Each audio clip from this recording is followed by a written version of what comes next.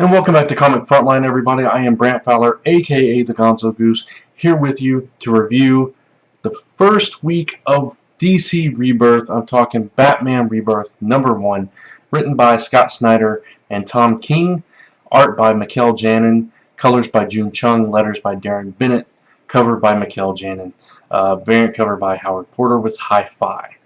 Alright, so this is the new chapter in the Batman saga, and it's co-written by Scott Snyder, who is the exiting writer from the New 52 series, and Tom King, who is the new writer going into Rebirth.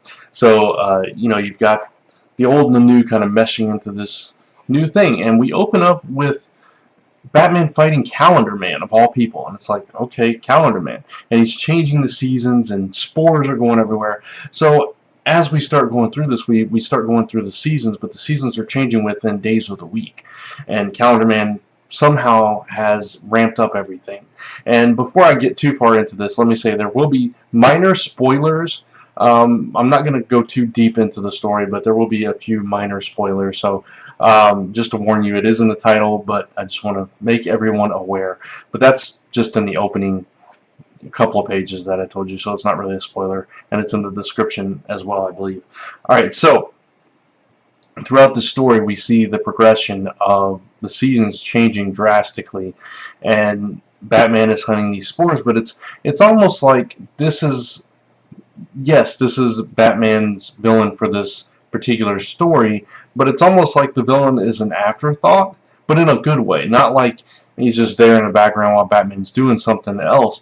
He's a formidable threat, and he's causing really serious problems throughout Gotham, but it's like Batman has this unique focus that he's never quite had before, or it's this new chapter in his life too. I don't know. I don't know how to quite explain it, but it was a very cohesive story. It flowed very nicely. We also see Duke from We Are Robin come, and there's been an offer made, and he's like, is it still open? Let me come in. And he's like, I don't think Robin needs a Batman, or vice versa, or whatever. And he's like, I'm not training you to be a Robin.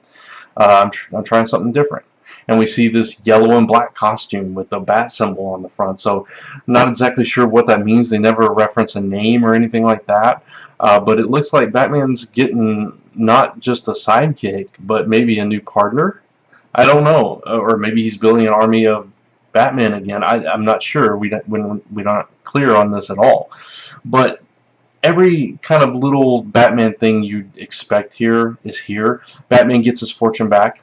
Lucius helps him do that, and he's like hanging from the helipad. Batman is just kind of exercising, training, and he's doing this kind of thing. He's training Duke. They're kicking trees and stuff like that. And in action, there's like these moments of action too.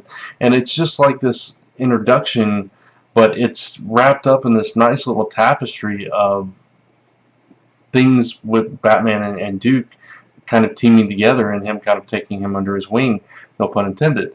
It was a very interesting opening, and it made me curious to where things go from here. Yeah, there wasn't a whole lot going on. There's the introduction of the threat right now for this arc, I'm assuming, Calendar Man and the spores. There's the introduction of Duke coming to Batman and kind of changing the status quo and everything. So it is a rebirth for Batman and the Bat family, it would seem.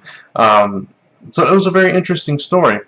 I really enjoyed it. I thought the art was fantastic throughout this entire book.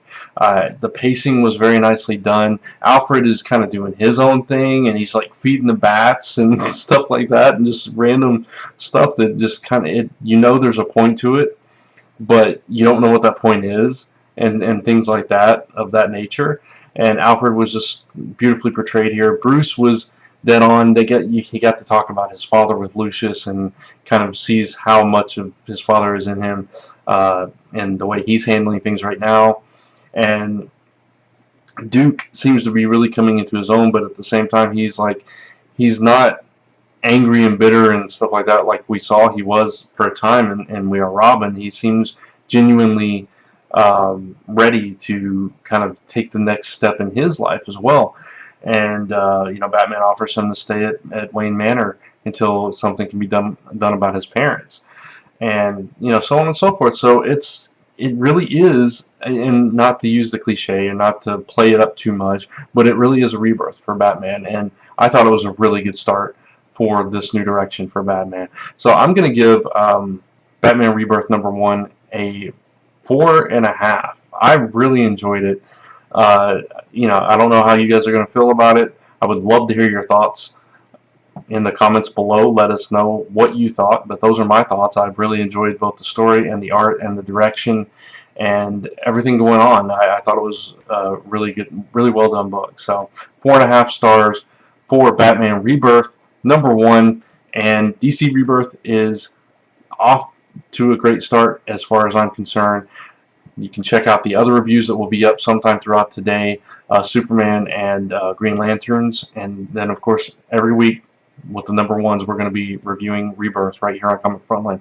So definitely check back every week and every day of the week after Wednesday to find all those reviews and all the other content we have on here. The live show will definitely be talking about these books as well, so tune into that on Tuesday nights around 9:30ish Eastern PM time. And check out, for me, lasttimberpress.com. And you guys, if you're in the Tyler, Texas area, Dallas, Texas area, you can come visit us at GeekCon this weekend, June 4th and 5th. We'll be there, and we'll be in Houston at Comic Palooza on June 17th through the 19th. Just look for Last Timber Press in the program or whatever, or just walk around and find us. We will have our books there, so check it out. And Zone 4, we'll have a new episode coming next Friday, so be on the lookout for that as well. But until next time, thank you guys for watching. We appreciate the support. If you haven't, like the video, subscribe, spread the word, and thank you. We'll see you in the next video. Bye, guys.